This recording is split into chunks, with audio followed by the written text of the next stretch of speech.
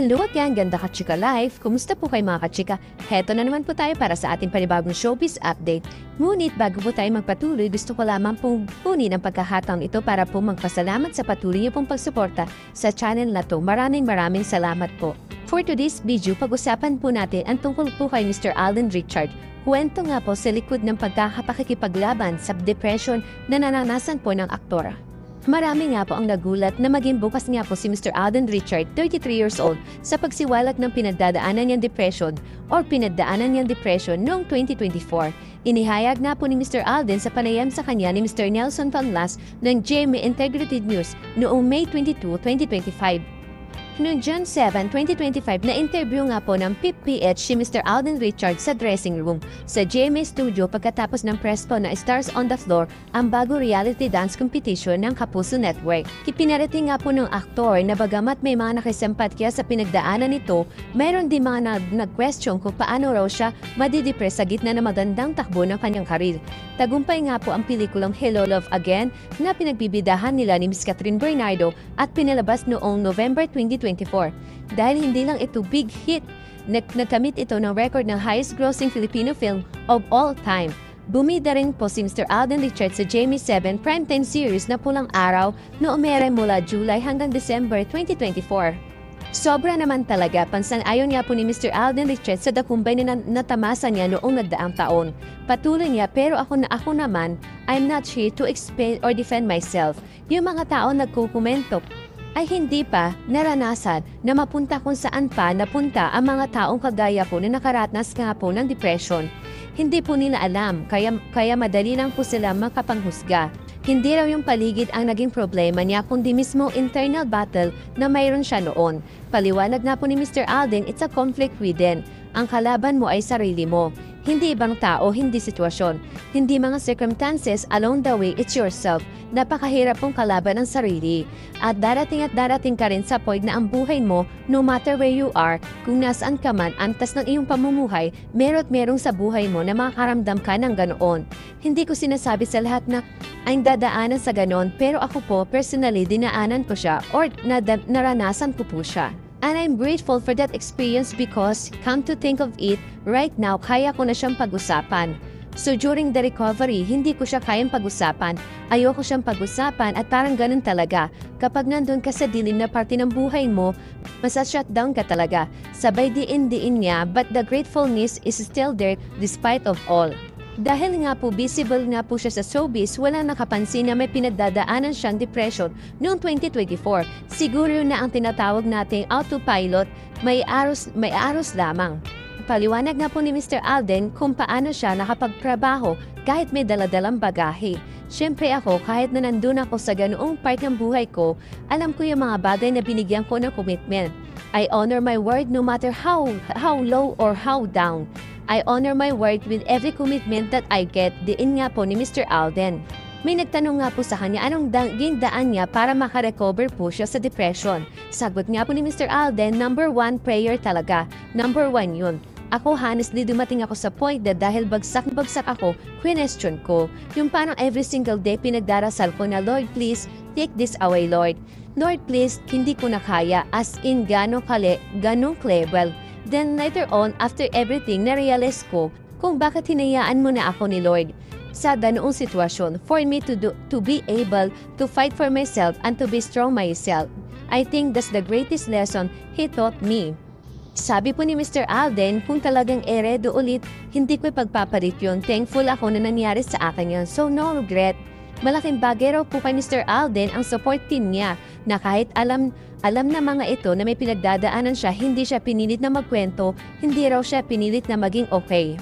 It didn't matter how long, walang timeline, and actually, ang hirap sa depression, hindi mo alam kung paano ko nga ba magiging okay. Actually, tama rin naman po. The people, the therapist, the medicine, or kung anuman aspeto na makakatulong para sa pagpapagaling nito, nandyan siya. Really available siya. Pero at the end of the day, ikaw pa rin, sarili mo pa rin. Nilinaw naman po ni Mr. Alden Richard na hindi raw siya kumonsulta sa professional. I wanted pag-amin pa nga po ni Mr. Alden, ganun na ka-desperate. Pero hindi ako nag-consult, hindi ako nag-med. Hindi niya naisip na kailangan niya. Siguro divine intervention, sagot nga po ni Mr. Alden, may mga bagay akong gustong gawin during that time pero hindi siya natutuloy. Para na pong sinasabi ni Lord sa akin, nung mga pagkakataon yon, hindi mo kailangan yon. Bilang self-made man, masasabi ba niyang bahagi na nga po ng kasikatan ang makaranas ng depression? Tanong po ulit sa kanya. Alam niyo po ba ang kanyang sagot? Ayoko kasing isipin na parang kabayaran siya ng lahat ng mga binibigay sa aking blessing. Paglilinaw nga po ni Mr. Alden, ayoko siyang ilagay sa ganoong kontesto. Marahil, meron ka mga aspeto ng busang buhay na feeling ni Lord, kinakalimutan ko in terms of myself. Parang siguro sabi niya masyado kang available lagi, masyado mo tinatabi ang sarili mo. Natututo lang daw siya mag-set ng boundaries, kagaya nga po na interview ko sa 24 oras, wala namang problema ang tumulong, walang problema. Pero lahat ng sobra masama. Sumobra po yata ako sa pagtulong, sa pag-prioritize ng ibang tao, sa pag-isang tabi ng sarili. Posible kaya may mga tao siyang pinagkatiwalan pero sa huli ay tila niloko lamang po siya? Ito na naman po ang katanong sa kanya. Siguro, partly yes, sagot nga po ni Mr. Alden. Sabay bahagi niya ng kanya reflection, pero it's really more of your value kung naubos dahil masyado kong binigay. Kasi kapag meron kang binibigay, merong pinanggagalingan yon. Anyong pinanggagalingan, maaari at maaari mauubos yon. Dahil si Lord lang naman ang infinity. Dahil daw sa napaalala sa kanya kung anong paghuhugutan niya ng lakas, tingin ni Mr. Alden ay hindi siya maubos. Alam ko na hindi ko na ulit isi-set up ang sarili ko sa isang sitwasyon na alam kong doon ang punta. Yun ang naturo sa akin nung panahon na yan na sobrang depressed ako. Sa panahon ngayon, napakaraming mga kabataan ang dumadaan sa depression o iba pang mental health issue. Bilang nadaan na niya ang aniyay rock bottom, anong pwede niya ibahagi sa iba? It's okay not to be okay, saad nga po ni Mr. Alden. Pero kung ano man ang nangyayari sa sitwasyon niyo ngayon, hindi yan maiintindihan ng pamilya. Coming from experience po, hindi ko maiintindihan ng mga tao sa paligid mo. Marahil yung iba, maaari nilang sabihin na naiintindihan nila. Pero ang tanging tao lang na nakakaintindi niyan at ang taong kasangga mo dyan ay ang Diyos at ang sarili mo. Ikaw lang may mga alam kung ano mga ba talaga ang nangyayari sa iyo at ikaw lang ang makakadamot sa sarili mo at the end of the day. Wala nga raw po ibang daan kundi hanapin ang kondisyon. Hindi ko sinasabi na okay lang siyang pagdaanan. At kahit papaano, ako nga 6 months. Ngunit may saying kasi si Angelina Jolie na parang what's your message to someone who's going through too much pain and suffering. Ang sabi niya, go through it, feel it, be with it. Parang iparamdam mo siya sa every fiber ng muscle mo na meron ka. Ako nung time na yon, iniiwasan ko, pilit ko siyang iniiwasan, kinukumbinsi ko ang sarili ko na okay ako. Pero durug na durug ako sa loob. Hindi ako makafunction na maayos, hindi ako makadeliver sa mga kailangan kong gawin.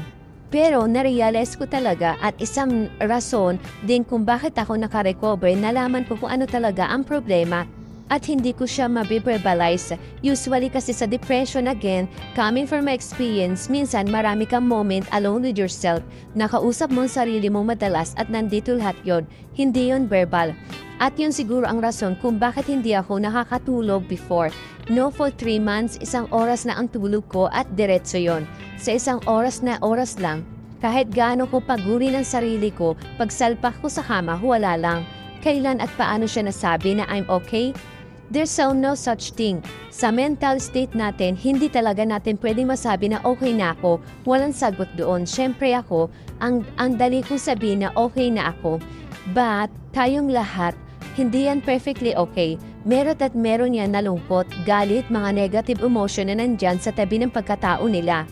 Sa Dr. Strange nga, sinabi niya, we never really lost our demons. We just learned to live about them. So yun ako at I'm above all them. Pero nandun pa rin, but I know how to manage kaya ako nagiging okay. Sa ngayon, nakangiting sabi ni Mr. Alden na I am at the happiest now. No holiday break noong December to January ay nakapagbakasyon naman daw si Mr. Alden. Kapag may out of the country work siya, sumisegi nga po siya ng kaunting extension para makapagpahinga. Opo, okay na yon. Masaya na pa tayo doon at tawang sabi nito kasi ako naman parang nasa sistema ko na siya. Feeling ko kapag ang bakasyon ko ay sumobra ng 2 linggo, parang may kate. O minsan kahit nasa bakasyon ako, meron akong may alap na time na bumarap sa computer at magtrabaho ng every night na very light. Bukod nga po sa pagbabalik hosting ni Mr. Alden sa Star on the Floor, may mga proyekto nga po si Mr. Alden na ginagawa sa ilalim ng kumpanya na MyRead. Kasama sa film competition sa Danang Asian Film Festival sa Vietnam ang Out of Order, ang kauna-unang pelikulang dinirect po ni Mr. Alden at Diyos. Yes, sobrang proud ako sa company ko talaga, sabi pa nga po ni Mr. Alden. That things that we're able to do just a short span of time and things that we're about to do.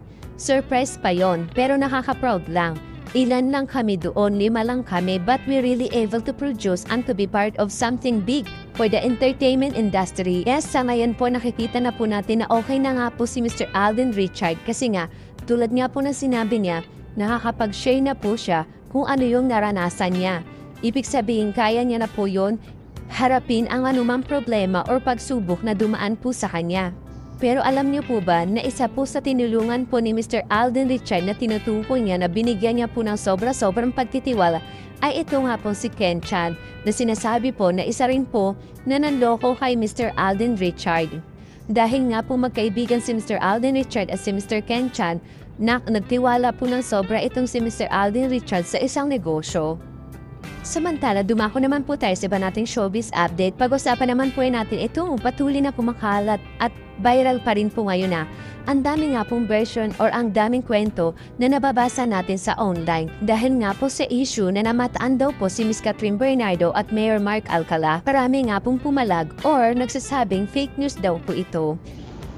Obvious nga po na hindi bet ng fans ni Miss Catherine Bernardo ang kumakalat nga po sa online world na spotted nga po sa BGC ang actress kasama ang mayor na naniling tito. Ayon pa nga po, nagtatalo-talo ang mga fans at talagang tumatala sila para palabasing hindi totoo ang trending issue ngayon kay Miss Catherine. Pinag-uusapan kasi sa social media na nakita raw na magkasama ang Asia superstar at si Lucena Mayor Mark Alcala sa BGC. Malaking issue nga ang tungkol sa sighting na yun kina Miss Catherine at Mayor Mark Alcala. Hinahamon pa nga ang mga fans at netizen ang mga nagpapakalat ng chismis na maglabas ng resibo, video or photo man lang para maniwala raw sila doon. Pero alam niyo po ba, habang puro kwento pala ang nababasa at naririnig nila ay nangako ang followers ni Miss Catherine na hindi nila kakadatin ang chismis na yon. Marami rin fans ang actress na nagkomento na hinihintay na lang daw nila ang sasabihin ni Miss Catherine at yun lang daw ang paniniwalaan nila. At para matigil na ang issue yung sinishare pa ng fans sa social media post ni Miss Cat, ang nagsishopping nga po itong sa BGC branch na ini-endorse ang clothing brand kasama ang kaibigang hairstylist na si Mr. John Bale. Sabi pa nga po ng fans na pagkamalan daw nila siguro si John na si Mayor Mark Alcala dahil naka-bull cap at face mask ito na sinang-ayon na naman na maibang netizen. As mas pinapaniwala na ito ng fans dahil may resibo na hairstylist naman pala ang kasama ni Miss Catherine at hindi si Mayor Mark Alcala. At alam niyo po ba na isa rin po ako na naniniwala nga ang mga solid fans nga po ni Miss Catherine na single pa rin ito kahit na magti 3 years na ang breakup nila ni Mr. Daniel Padilla. Thank you for watching. Kung nagustuhan niyo po ang video ito, subscribe na sa Starlight Showbiz YouTube channel and please don't forget to hit the bell button for our latest updates.